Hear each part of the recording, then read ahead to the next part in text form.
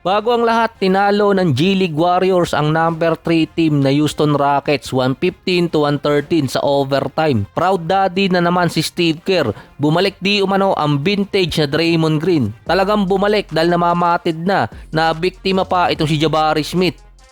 Buti nakalusot din si Podziemski na meron 26 points, 9 rebounds, 1 assist, hindi na rin namamasa. Meron pang 4 out of 8 mula sa 3-point area. Nag-agawan pa ng bola si Podziemski at si Horford mula sa inbound pass. Ayun tuloy, turnover ang kinalabasan. Papunta na ang bola kay Horford na parang sinunggapan pa ni Podziemski. Buti nanalo pa sa overtime. Based din kay Steve Kerr, ito ang best game ngayong taon ni Podziemski versus Rockets. Kahit walang Steph, Kristaps at Butler. Pati si Moody wala rin naman dahil sa injury. Panay papure itong si Steve Kerr papunta dito kay Podziemski na nag-agree din naman si Podziemski sa post-game interview. Pero hindi lang naman kasi talaga ito yung best game ni Podziemski. Merong pang iba. Doon, Denver Nuggets ang kalaban. Ito yung almost triple-double siya. Walang Steph, walang Draymond at Porzingis nun. Off the bench, 18 points, 15 rebounds, 9 assists, 3 out of 7 pa sa 3-point area. Panalo nun ng Golden State. Sinabi pa nun ni Steve Kerr na phenomenal game para kay Podziemski. Pero ang may magandang nilaro talaga doon si Moody, Melton at si Horford. Parang wala akong nababasa na napuri ni Steve Kerr si Melton at si Moody habang wala si Steph. Yung dalawa kasi na yon ang kalimitan na consistent sa Golden State ngayon. Kahit yung isa pang kulot yung kamukha ni Barry Jau, nakalimutan ko pangalan nun. Hindi naman kasi inaamin ni Steve Kerr na paborito niya itong si Podziemski. Pero ang sinasabi kasi niya, maganda yung basketball IQ at defense niya, parang mini Draymond. Lagi ding ini-insist ni Steve Kerr na hindi scorer si Podziemski kundi defense at basketball IQ. Kahit yung bago ang game versus Rockets, pinagtanggol din niya si Podziemski dahil nga sa mga critics. Lalo tuloy binabanata ng mga fans si Podziemski kapag meron siyang bad game. Pero meron siyang back-to-back 20 or more points. Sa post-game interview after Rockets, parang umiiwas na rin si Podziemski sa mga papuri ni Coach Steve Kerr. At least nakalamang sila ng dalawa ngayon versus Blazers at Clippers. Kaya naman kasi nakikriticize si Podziemski dahil nga sa lumabas na report, kaya umalis si Klay Thompson sa Golden State dahil sa kanya. Mas pinili kasi ni Steve Kerr na ilagay sa starting unit si Podziemski kumpara kay Klay.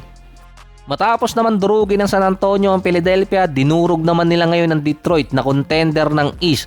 First time ulit na si Wemby lumagpas ng 35 or 36 minutes. Meron siyang 39 minutes, 38 points, 16 rebounds, 3 assists at 5 blocks. Ang huling beses na nakalaro siya ng ganitong minuto na 35 minutes pataas ay versus Golden State, back-to-back na talo din yun. Nasa triple-double pa ang isang game nun.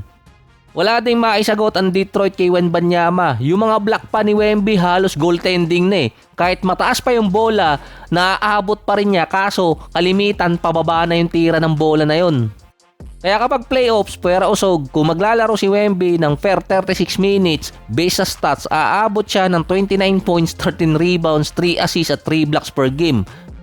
Ang diferensya lang nun sa kanyang average ngayon nasa 2 to 4 minutes. In short, kung pagbabasihan yung minuto ni Wembanyama, magiging dominante pa siya. Pero halos katulad lang din ni Kawhi, minamanage yung minuto ni Wemby. Kalimitan hindi siya pinaaabot talaga ng 34 minutes or kaya 35 minutes kasi inaalagaan siyang hindi ma-injured. Sa sobrang namimiss ni Jokic yung mga kabayo niya, ginagawa niyang kabayo yung mga guards ngayon. Kinaka-cowboy na si Smart. Si Luka naman nabigyan ng pang 50 na technical ngayong season. Isa na lang masususpinde si Luka. Kaya hindi na siya pwedeng magreklamo sa mga susunod na games dahil pinag-iinitan na siya. Dahil yon sa nangyari noong nakaraang game versus Pelicans. Nung halftime day, nagreklamo yung buong Lakers sa mga official. Mukhang masama din yung tingin ni Luka sa referee kaya inunahan na siya. Malamang bawiin din naman ng NBA yon dahil lagi nilang ginagawa yon kay Luka. Wala pogi.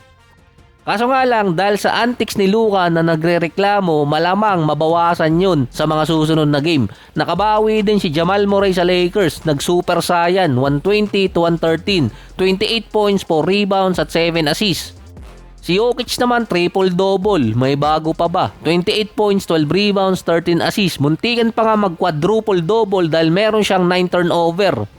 Kung si Jamal Murray nag-super saiyan, mukhang merong nag-super sayad naman sa Lakers. Binabad si Jackson Hayes ngayon, merong 19 points at 5 rebounds. Dahil si DeAndre Ayton nawala sa game. Parang gumanda pa nga yung Lakers nung kahit natalo. Nagkaroon ng knee injury si DeAndre Ayton na based sa mga insider, nagulat na lang sila na bigla siyang pinull out ng first half. Hindi na rin siya bumalik sa bench. Hindi rin malaman kung saan galing yung injury sa tuhod ni Ayton dahil wala namang injury report sa kanya bago yung game versus Nuggets. Kaya nagtaka yung mga insider dahil first quarter pinull out si Ayton. Inabot ng halftime bago siya nagkaroon ng report na mayroong injury. Sumasakit yung tuhod. Knee soreness kasi yung nilagay sa report. Ang sinabi din doon, same injury na meron sa kanya 2 games before ng All-Star break kung saan nagbakasyon si Ayton sa Bahamas. Based pa sa mga insider, baka ginawa na naman ni Ayton yung katulad ng ginawa niya sa Suns na parang playoffs or finals ata yun na bigla na lang siya nag-walk out sa mismong game at mismong arena.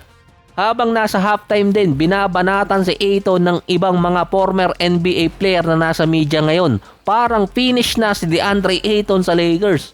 Gatas na gatas si Ayton eh. Hindi rin naman kasi bago kay Ayton na nagwo-walkout siya sa game. Dati pa kasi yon sa Phoenix Suns pa. Iniiwan niya yung team after siyang sigawan ni Coach Monty Williams.